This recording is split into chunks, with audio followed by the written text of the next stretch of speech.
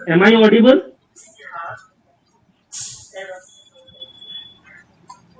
Gautam sir, Chintamani sir, मेरी आवाज आ रही है? हाँ सर, आपकी आवाज आ रही है। जी जी जी। तो आप सबको नमस्कार। हमारे प्राचार्य महोदय और हमारे वाइस प्रिंसिपल सर दोनों ने वेबिनार को ज्वाइन कर लिया है, तो उनके परमिशन से सर क्या हम लोग वेबिनार स्टार्ट करें? हाँ, आप आरंभ कीजिए। यस, ओके, धन्यवाद सर। तो जैसा हम लोगों ने हम लोग को पूर्व में पता था कि आज हम लोगों का एक वेबिनार है, राजस्थान की संस्कृति, इतिहास एवं परंपरा। हम लोग एक भारत श्रेष्ठ भारत के प्रोग्राम के अंतर्गत हम लोग ये कार्यक्रम को चला रहे हैं।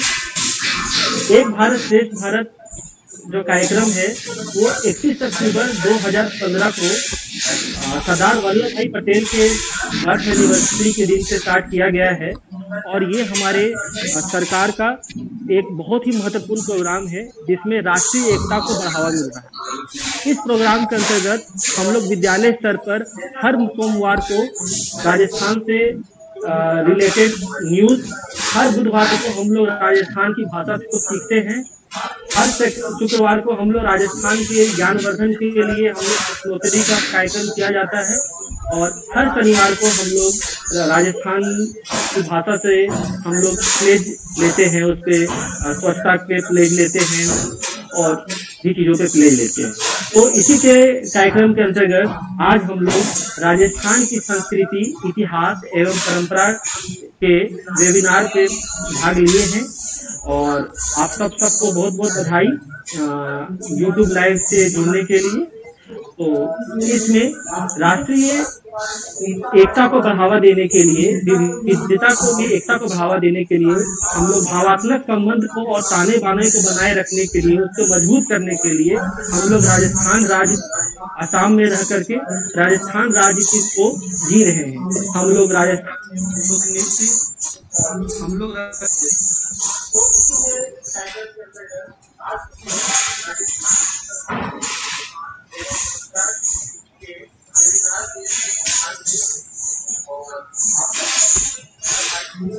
राजस्थान के लोक नृत्य, हम लोग राजस्थान के खान पान सबको के साथ राष्ट्रीय एकता को बढ़ावा देने के लिए हम लोग कार्यक्रम कर रहे हैं।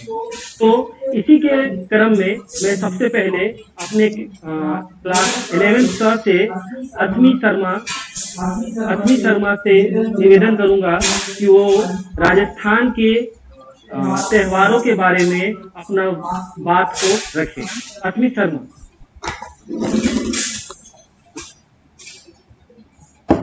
नमस्कार आदरणीय महोदय, शिक्षकों और यहाँ मौजूद सभी लोगों को मेरा नमस्कार। मेरा नाम अश्विनी शर्मा है। मैं कक्षा 11वीं की छात्रा हूँ। आज मैं आप लोगों के सामने एक भारत श्रेष्ठ भारत के अंतर्गत राजस्थान के त्योहारों के बारे में कुछ बातें बताना चाहती हूँ। राजस्थान में वर्ष भर हर दिन कोई न कोई नया त्योहार मनाया जाता है। त्योहार राजस्थान की पहचान है जो इसे अलग राज्यों से अलग और भिन्न बनाती है। तो आइए जानते हैं राजस्थान में कौन कौन से त्योहार कब और कैसे मनाए जाते हैं। तो सबसे पहले जानते हैं हम राजस्थान के पहले त्योहार के बारे में, जो कि है तीज। तीज राजस्थान के सबसे खास और रंगीन त्योहारों में से एक है। तीज का त्योहार भगवान शिव और माता पार्वती को समर्पित है। तीज का त्योहार राजस्थान की महिलाओं लोग द्वारा मनाया जाता है। इस दिन सभी महिलाएं अपने आप को सर्वश्रेष्ठ संगठनों में सुशोभित करती हैं और दूर गांव में झूले लगते हैं जिन्हें फूलों से खूब सजाया जाता है। अंग्रेजी कैलेंडर के हिसाब से ये और अगस्त के महीने में मनाया जाता है। अब बढ़ते हैं राजस्थान के दूसरे त्योहार की ओर, जो कि है गणगौर। गणगौर का त्योहार राजस्थानियों के लिए सबसे खास त्योहारों में से एक है और राजस्थानियों के लिए खूब महत्व रखता है। इस दिन राजस्थान की सभी युवा महिलाएं अपने आप को सर्वश्रेष्ठ वस्त्रों और गहनों में सुशोभित करती हैं और अपने मन चाहे जीवन साथी की कामना करते हुए देवी से आशीर्वाद लेती है। बीकानेर, नाथद्वारा, जैसलमेर और जोधपुर आदि जगहों पे ये त्योहार बड़े ही धूमधाम से मनाया जाता है। इसे अवश्य ही देखना चाहिए। अब बढ़ते हैं हम राजस्थान के तीसरे त्योहार की ओर, जो कि है पतंग महोत्सव। पतंग महोत्सव को मकर संक्रांति के नाम से भी लोग जानते हैं। हालांकि यह त्योहार मकर संक्रांति से पहले ही शुरू हो जाता है। यह उत्सव राजस्थानियों में सबसे रोमांचक और लोकप्रिय त्योहारों में से भी एक है। इस दिन सभी स्थानीय लोग, पर्यटक लोग और अन्य लोग विभिन्न तरह की, विभिन्न रंगों की, विभिन्न आकारों की पतंगों को उड़ाते हैं और चारों ओर व्यंजनों और मिठाइयों की खुशबू फैली रहती है। इन तीन त्योहार के अलावा भी राजस्थान में कई त्योहार मनाए जाते हैं, जैसा कि रक्षाबंधन है और होली, दीपावली, धनतेरस, नवरात्रा, अक्षय तृतीया आदि। भले ही ये सारे त्योहार एक दूसरे से बहुत अलग हैं, परंतु इनमें एक चीज समान है। ये सभी लोगों को एक दूसरे से साथ रहने की सीख देते हैं और नई युवा पीढ़ी को उनकी संस्कृति और उनकी सभ्यता से जुड़े रहने की सीख देते हैं। तो हम इन आधारों पे हम ये कह सकते हैं कि राजस्थान खाने की वह थाल है जिसमें अलग अलग त्योहार विभिन्न व्यंजनों के रूप में परोसे हुए हैं। राजस्थान के बारे में यह सब बातें जानकर मुझे तो राजस्थान इतना अधिक पसंद आया है कि मैं इस वर्ष जरूर राजस्थान घूमना पसंद करूंगी। अब आप लोगों का अधिक समय ना लेते हुए मैं अपनी वाणी को यही विराम करती हूँ। धन्यवाद। बहुत बहुत धन्यवाद अस्मी। आपने बहुत ही कम शब्दों में राजस्थान के त्योहारों के बारे में हम लोगों को अवगत कराया। हम लोगों को आपने गंगोर, पतंग महोत्सव और इत्यादि त्योहारों के बारे में बताया। ये एक भारत श्रेष्ठ भारत में हम लोग एक साल तक योजनाबद्ध तरीके से जो राज्य हम लोगों को मिला है राजस्थान, उनकी रीति रिवाजों और परंपराओं के बारे में जानने के लिए हम लोग इस पे कार्य कर रहे हैं। और इसी कड़ी वेबिनार के अगली कड़ी में मैं आरती मीना सर को बुलाना चाहूंगा। आरती मीना सर राजस्थान के गौरवमय इतिहास के बारे में हम लोगों को अवगत कराएंगे। तो आरती मीना सर। धन्यवाद सर। आदरणीय प्राचार्य महोदय और उप प्राचार्य महोदय एवं सभी विद्वान साथीगण, जैसा कि आप सभी को पता है कि एक भारत श्रेष्ठ भारत कार्यक्रम के अंतर्गत हम लोग जो राजस्थान राज्य है उसके ऊपर विस्तृत रूप से इसके पर्व के रूप में मनाया जा रहा है। तो इसी कड़ी में आज जो वेबिनार हो रहा है राजस्थान के ऊपर, इसमें मैं राजस्थान की जो ऐतिहासिक परंपरा है इसके बारे में आप लोगों को कम शब्दों में, कम समय में कुछ अच्छी रोचक जानकारी देने का प्रयास करूंगा। देखिए, राजस्थान का नाम से स्पष्ट है कि राजस्थान मतलब जो राजाओं का स्थान है, लेकिन जो राजस्थान है ये राजस्थान का इतिहास जिस तरह से राजाओं के नाम से स्पष्ट, उसी प्रकार से इसका एक अपना अलग ही इतिहास रहा है। इन्होंने इस राज्य में निवास करने वाले जो नागरिक, सामान्य से सामान्य नागरिकगण से लेके जो राजा महाराजा हुए हैं, इन्होंने खुद अपने बलबूते पर अपना एक नया ही अलग से इतिहास लिखा है। राजस्थान अपने शौर्य, इतिहास, परंपरा, सांस्कृतिक, धर्म, रीति रिवाज, संस्कृति, इन सब के लिए बहुत जाना जाता है। राजस्थान का जो इतिहास है ये सदियों पुराना रहा है। मौर्य काल से लेकर, गुप्त काल से लेकर, मुगल काल से लेकर, ब्रिटिश काल से लेकर और वर्तमान काल तक इसका अपना अपना एक अलग ही इतिहास रहा है। राजस्थान जो रजवाड़ा है इसको पहले राजस्थान या राजपूताना के नाम से जाना जाता है। सर्वप्रथम पहली बार राजपूताना के नाम से जो जॉर्ज थॉमस थे, इन्होंने इस पूरे प्रदेश को राजपूताना के नाम से संबोधित। कर्नल जेम्स टोड, जिन्होंने राजस्थान के इतिहास के ऊपर एक पुस्तक भी लिखी है जिसका नाम एलांस एंड एंटिक्विटीज ऑफ राजस्थान है, इसमें सर्वप्रथम इन्होंने इस पूरे प्रदेश के लिए राजस्थान शब्द का 1819 ईस्वी में प्रयोग किया गया है। ब्रिटिश काल के दौरान राजस्थान 19 रियासतों और 3 ठिकाने और 6 छावनियों के रूप में बटा हुआ था। बाद में सरदार वल्लभ भाई पटेल, वीपी मेमन और भी बहुत सारे नेताओं के सहयोग से उनके द्वारा राजस्थान का एकीकरण किया गया। 1 नवंबर 1956 को राजस्थान को पूर्ण रूप से औपनिवेशिक राज्य का दर्जा दिया गया। तो राजस्थान का जो इतिहास रहा है वो सदियों पूर्व रहा है। राजस्थान का जो इतिहास है उसको देखा जाए तो मेवाड़ का अलग इतिहास रहा है, मारवाड़ का अलग इतिहास रहा है, ढूंढाड़ का जो जयपुर प्रदेश को जाना जाता है इसका अलग इतिहास रहा है। राजस्थान जो प्रदेश है इसकी जो भौगोलिक सीमा है वो भारत के उत्तरी पश्चिमी हिस्से में यह स्थित है। पूरे भारत देश में क्षेत्रफल की दृष्टि से राजस्थान सबसे बड़ा राज्य माना गया है और है।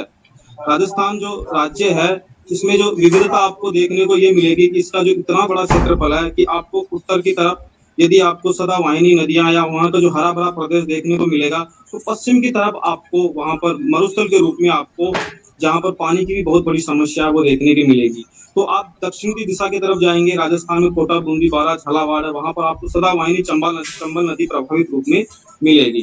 तो राजस्थान जो प्रदेश है वो इतना विस्तृत है और इसका जो भौगोलिक क्षेत्रफल है वो अपने आप में बहुत ही बड़ा है।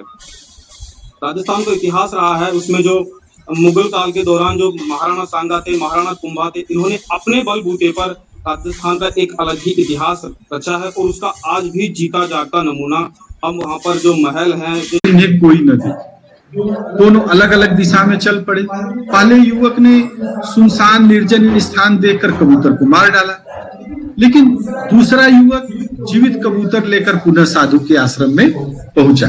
पहले युवक ने साधु से कहा कि एक निर्जन स्थान देखकर मैंने कबूतर को मार डाला, मुझे शिष्य बनाइए।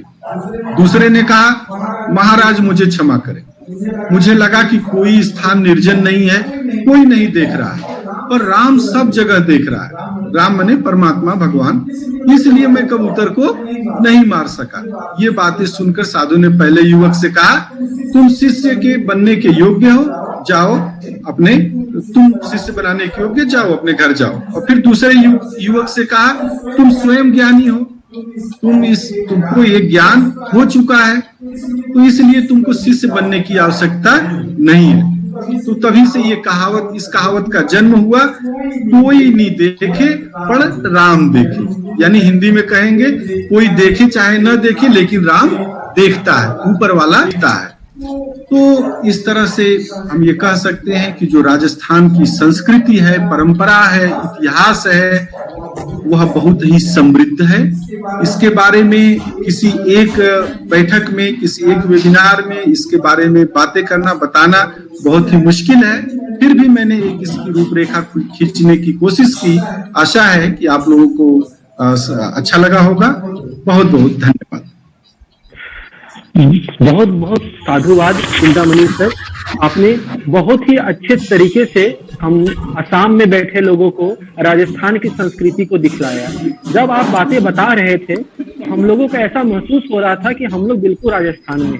आप लोग जैसे ने अपने राजस्थान की संस्कृति के बारे में बताया कि राजस्थान बिल्कुल राजस्थान के रंगों को बताया, भौगोलिक से प्राचीन कालों के बारे में हम लोग बताया, भोजन, नृत्य, भाषा सबके बारे में आपने बहुत ही संक्षेप तरीके से हम लोगों को बताया। जो सबसे महत्वपूर्ण बात जो मुझे लगी वो है कठपुतली के बारे में बताया आप लोगों ने कि ये जो कठपुतली है इसको हमारी भारतीय सरकार ने लोकल से ग्लोबल की ओर ले जाने की बात कही है। कठपुतली को हम लोगों को फिर से उसी तरह से पॉपुलर करना है जैसे कि वो पूर्व काल में होता था। तो आपको बहुत बहुत धन्यवाद। और मैं अब वेबिनार के कड़ी में सबसे महत्वपूर्ण अपने उपाचार्य महोदय को बुलाना चाहूंगा जो कि हमारे मुख्य वक्ता भी हैं, आदरणीय रविंद्र सर।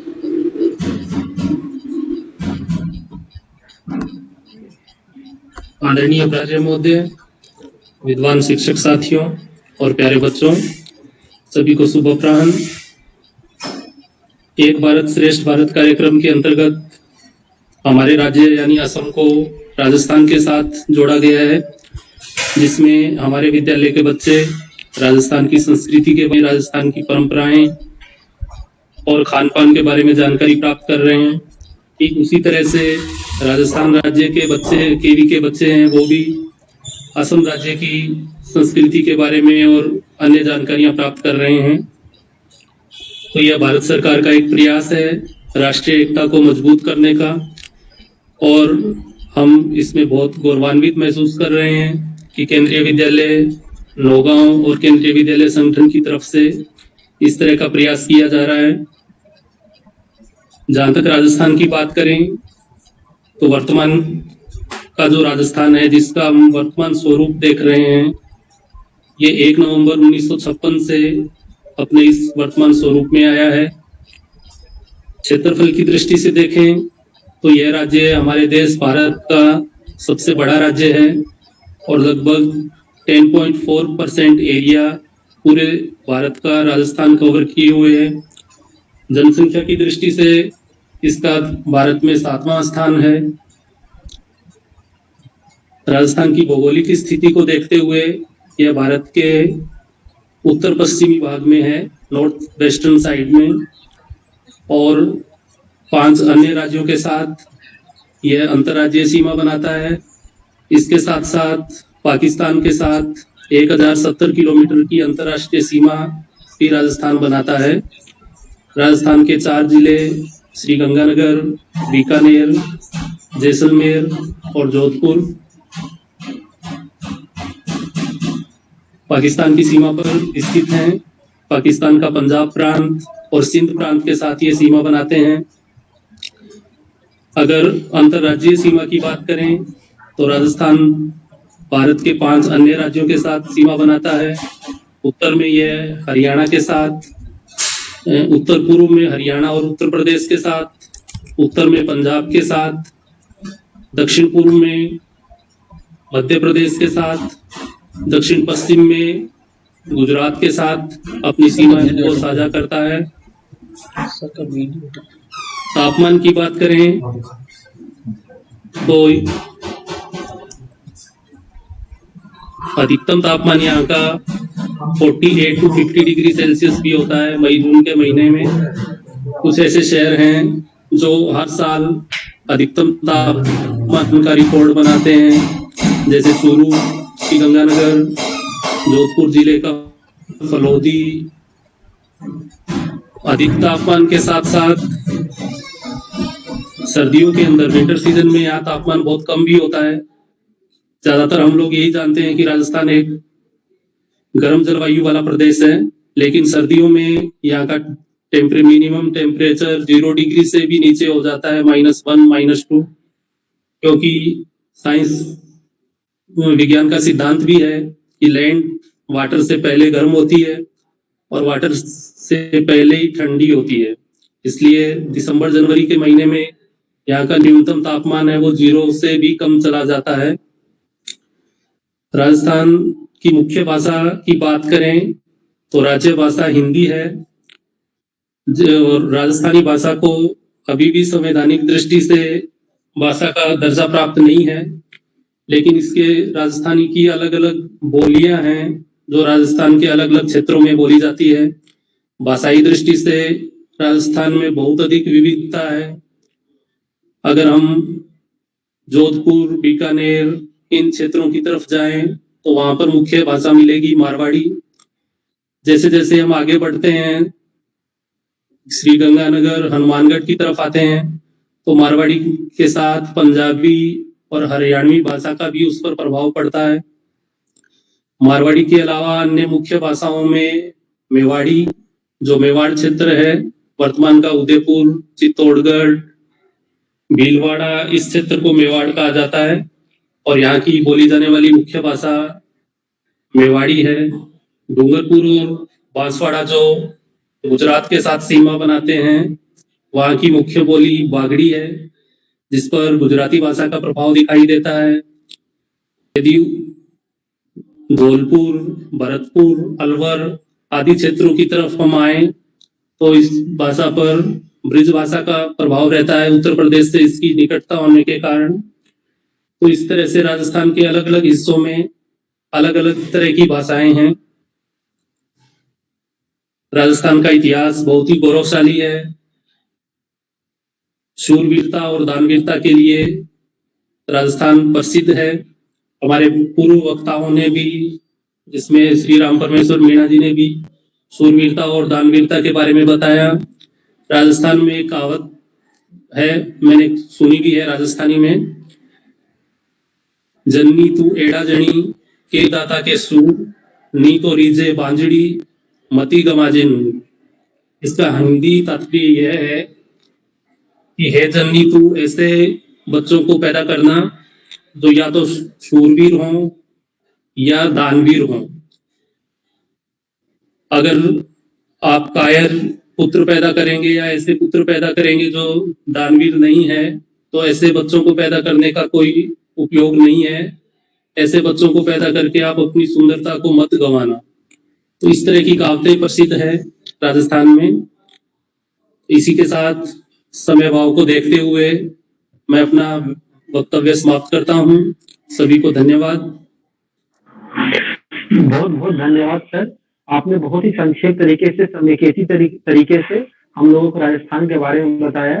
अब जो हमारे जो अध्यक्षीय भाषण के लिए हमारे प्रिंसिपल सर आएंगे, मगर प्रिंसिपल सर के भाषण के बाद, प्रिंसिपल सर के वक्तव्य के बाद जितने भी बच्चे यूट्यूब चैनल में हम लोगों को लाइव देख रहे हैं, उनको एक गूगल फॉर्म दिया गया है। उसमें आपको फीडबैक देना है बच्चों, और फीडबैक देने के बाद आपको सर्टिफिकेट मिलेगा। तो मैं आपको अब अपने प्राचार्य महोदय, हमारे विद्यालय के मुखिया, हम सबके गार्जियन आदरणीय संजय सरकार सर को बुलाना चाहूंगा कि आए और अध्यक्षीय भाषण में राजस्थान के बारे में हम लोगों का ज्ञान दें। सर। सहयोगी शिक्षकवृंद, सम्मानित अभिभावकगण एवं मेरे बच्चों, जैसे कि मेरे पहले विद्वान वक्ताओं ने राजस्थान की गरिमामयी संस्कृति एवं गौरवशाली इतिहास के बारे में आप लोगों को बताया, जो भी मैंने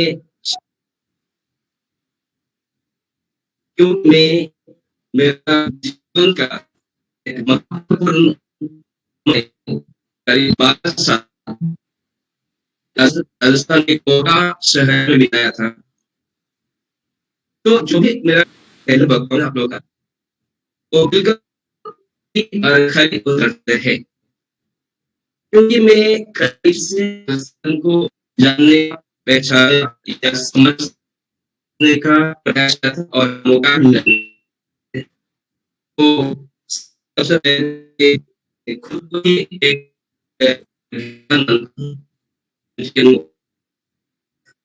तो मैं जो बाकी वक्ताओं ने बोला उनको ना दोहरा, मेरा व्यक्तिगत जो अभिज्ञता है उससे कुछ बोलने का कोशिश करता हूँ आपको। सबसे एक जो मेरा पसंदीदा कहानी समाज का एक है, उनका जो है मुझे लगने लगा वो है आतिथ्य हॉस्पिटैलिटी। राजस्थान का जो जनगण है, जो सोसाइटी है, जो समाज है, काफी आतिथ्य का महत्व देता है। मैं क्यों ये बात बोल रहा हूं? क्योंकि मेरा अपने ही जीवन का एक अभिज्ञता आपको बोलना चाहता हूं। यहाँ पहले बार मैं राजस्थान जा रहा था, उस टाइम मेरा पहला जो पोस्टिंग हुआ था कोटा से थोड़ा आगे रावतभाटा बोल के एक छोटा सा शहर है, जिस शहर एटॉमिक पावर के लिए जाना जाता है, मतलब एटॉमिक पावर प्रोजेक्ट है उधर। तो मैं उस पावर प्रोजेक्ट में ही अटेंडेंट मुझे मिला था और मैं ज्वाइन करने के लिए जा रहा था। तो पहले बार जा रहा था, बहुत काफी छोटे भी दोस्त थे, और क्योंकि गांव का एक लड़का हूँ तो ज्यादा शहर नहीं देखा था उस टाइम, इसलिए मुझे काफी डर भी था। कोई मेरा साथ नहीं था, मैं अकेला गया था उस टाइम। तो जून का महीना था, नील में गोल्डन टेम्पल एक्सप्रेस में जनरल डब्बा में जा रहा था कोटा के लिए। तो काफी भीड़ था। सुबह 7:30 आती है न्यू दिल्ली से, और शाम 4:30 को पहुंचते हैं कोटा से आगे मुझे जाना है करीबन 2 घंटा। तो डर लग रहा था थोड़ा सा, काफी भीड़ था। तो एक महिला था उधर, वो भी इधर वो ही जा रहा था कोटा, वो कोटा का ही मतलब निवासी था। तो मुझे देख के शायद उसको कुछ लगा और पूछा, भैया क्या हुआ? तो बोला, नहीं मैडम, एक्चुअली मैं पहली बार आ रहा हूँ, मुझे थोड़ा सा अजीब लग रहा है, थोड़ा सा डर भी है कि मैं नया आया हूँ, पता नहीं मैं कहाँ जाऊँ, क्या करूँ, आगे जाना है मुझे। तो बोले, आप भैया आपको डरने का कोई वजह नहीं है। मैं कोटा का ही हूँ और आपको मैं पहुंचाता हूँ। थोड़ा सा मुझे हल्का लगा, करीबन 1 घंटा लेट करके 5:30 में पहुंचा कोटा, और इन बिटवीन वो लेडी अपने हस्बैंड उसको पिकअप करने के लिए आया था, तो हस्बैंड को फोन करके बोल दिया था, मतलब उसने सॉरी फोन नहीं, हम लोग हस्बैंड ऑलरेडी उनका सेट बेसिस कि वो अपना वाइफ को लेके जाएंगे रेलवे स्टेशन से। तो मुझे बोला कि भैया आप मेरे साथ आइए, तो मैं उतर गया। मुझे समझ में नहीं है मैं क्या करूँ क्या ना करूँ, बिलीव कर लिया, फेथ कर लिया और उसके साथ गया।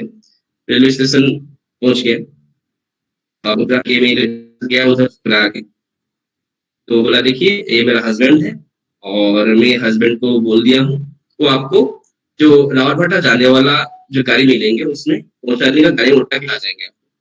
अच्छा लगा, तो मैं गया और उस गाड़ी में ही मैं जाके वो हस्बैंड मुझे उधर बस से उठाया कंडक्टर को बोल के आप एनटीसी जो न्यूक्लियर ट्रेनिंग सेंटर एनटीसी बोलते हैं उसको, न्यूक्लियर ट्रेनिंग सेंटर। तो कंडक्टर भी मतलब उस हिसाब से मुझे गाड़ी में लेके गए, एनटीसी गेट पे उतार दिया। अब एनटीसी जो कॉलोनी है वो बड़ा था, 2 तरफ गेट है, अब मुझे समझ नहीं आ रहा मैं किस तरफ जाऊं। तो हुआ एक साइकिल वाला उस तरफ से आ और मुझे देख के शाम हो गया था, मुझे क्या बोला भैया क्या, नहीं मुझे ये मिस्टर एक आदमी है, मैं इसको मुझे इसके पास मकान नंबर ये है, तो बोला ठीक है आप आइए।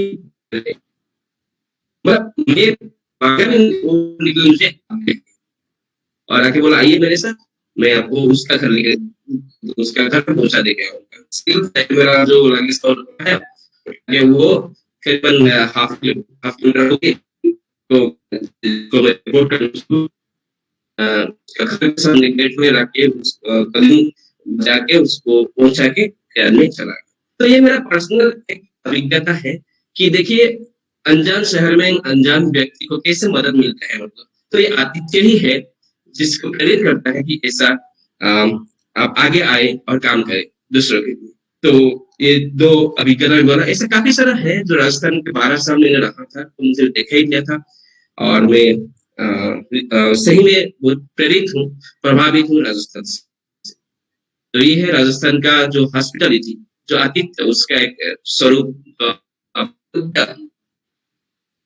तो बाकी जो बातें हैं वो तो आपको पहले वक्त में आप लोगों को बोल चुका है।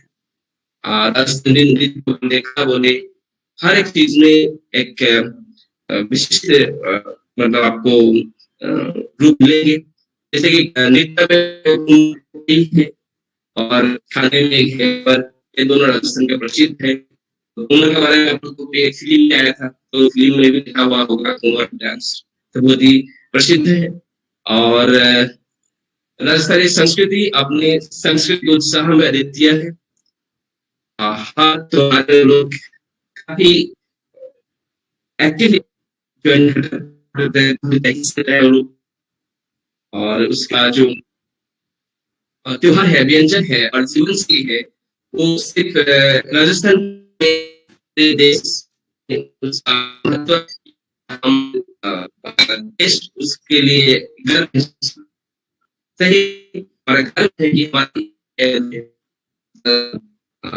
जो संस्कृति में दुनिया का नजर आते हैं।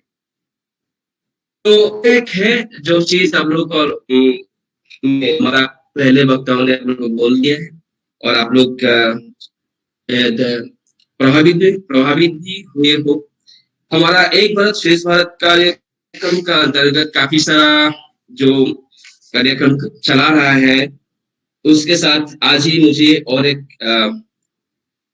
लेटर मिला है, एक पत्र आया है हेडक्वार्टर से, मैं वो भी आप लोगों को यहाँ बोलना चाहूंगा। ये एक आया है भाषा सीखो अभियान बोल के आया हुआ है, भाषा सीखो अभियान एक भारत श्रेष्ठ भारत के अंतर्गत। जैसे कि हम जितना हम भाषा सीखे इतना हमारे लिए अच्छी है, तो कुछ प्रोग्राम हम कर सकते हैं, जैसे singing of solo song of the art stage. Paired state जैसे हमारा राजस्थान है, असम के लिए राजस्थान है, तो राजस्थान का जो सोलो सॉन्ग कुछ हम ले सकते हैं और उसका एक दो स्टैंजा हम रिकॉर्ड करके उसको हम भेजना है हमें। सॉन्ग जो है वो पेट्रियोटिक सॉन्ग या फोक सॉन्ग हो सकता है, तो एक ये आप लोग कर सकते हैं। इसका अलावा आप लोग कुछ पोस्टर्स हो या टैगलाइंस हो या शॉर्ट पोएम्स हो ऑन प्रोटेक्शन ऑफ कोविड-19 के ऊपर आप posters, tagline, short poems Rajasthani language में लिखना है आपको, ठीक है। पोस्टर्स में भी जो आप स्लोगन्स लिखेंगे या जो भी लिखेंगे वो राजस्थानी में होना चाहिए, और टैगलाइंस हो या शॉर्ट पोएम्स हो राजस्थानी होना चाहिए। तो ये हम कर सकते हैं। Recording one jingle in language और पेयर्ड स्टेट, तो राजस्थानी लैंग्वेज में कुछ जिंगल हमको बनाना